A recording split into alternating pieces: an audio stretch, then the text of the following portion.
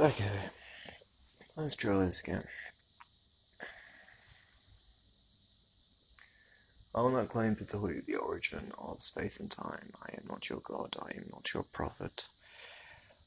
I am not your fucking physics teacher with some fancy ass fucking degree in Newtonian or fucking astro or fucking quantum. There's a lot we still need to know about quantum. But I am not your professor. I am not your preacher. I am not your prophet. But here's my argument. Something clearly happened in space. You can see that by looking at the stars. There is no order there. Even if you turn off your evil monkey brain's desire to find patterns, see constellations which you can somewhat use for navigation depending on where you are in the world and how familiar you are with them, even they change every 10,000 years and they are constantly moving, and what you are seeing is quite literally the scattered debris of an explosion. We are a spark of dust cast adrift into an endless expanse from a big fucking kaboom. You can see that. Not just by looking at the stars, but listening to the background radiation and all that crap. Right? This is fact. This is what we know. We haven't even mapped our oceans properly. We don't know exactly how many stars or planets there are specifically in our galaxy. We know there's a shit ton of fucking galaxies out there too, because we keep finding more of them. Fermi paradox.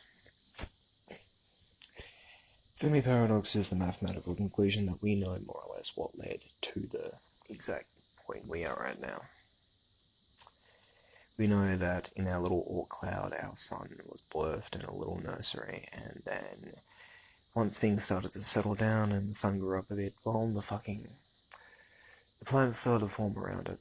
Something smashed into the Earth, formed the moon. Then you have the dinosaurs come along after the Cambrian explosion, and something smashed roughly into the Gulf of Mexico, and then, Ice Age. There has been 6 extinction events on this planet. We have survived 2. And all of the evidence for this is literally beneath your feet. Rocks will teach you half of this shit. If you can't get on board the evolutionist fact, well, I'm sorry, you're behind, because the next war will not be fought on this planet, it will be fought in the stars. And I don't mean because we'll be fighting aliens or Star Trek or anything shit like that.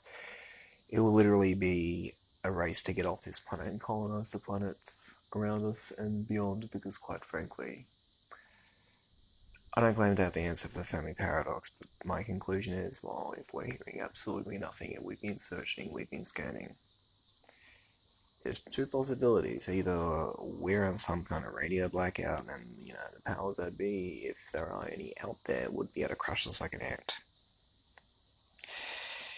In absence of boot to head, having already come down because we've already developed dangerous weapons that can nuke planets.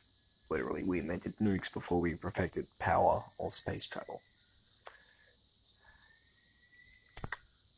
Well, does that not imply we are the first? And if we are the first, is it not our responsibility, regardless of any gods you do or do not believe in, to get out there and colonize? Because, young or old, we all realize eventually we are fucked. We are going to no longer be on this planet. But hey, they seem to be getting ever closer and closer each generation to cracking the code for immortality, be it computers, genetics, or any other way, which is so close and yet so far. Is it not our responsibility to make sure that those who come after us have the best head start? And that has ultimately been the goal of humanity, the more advanced we have been getting, from smashing rocks into each other's heads to launching SpaceX. And again, from the beginning of time, as science likes to put the 0 point, till now is only 3 seconds of how long we think this universe will last until I subscribe to heat death. Everything we have done has been 3 seconds on the cosmic clock. We weren't even there for most of those 3 seconds. We were the last 2%. If that. Don't fuck it up. Or you're going to need a lot more people like me who have the ability to read on this level, but still survive. So some of our knowledge is retained, so we can bounce back. And with that, farewell Facebook. Good luck.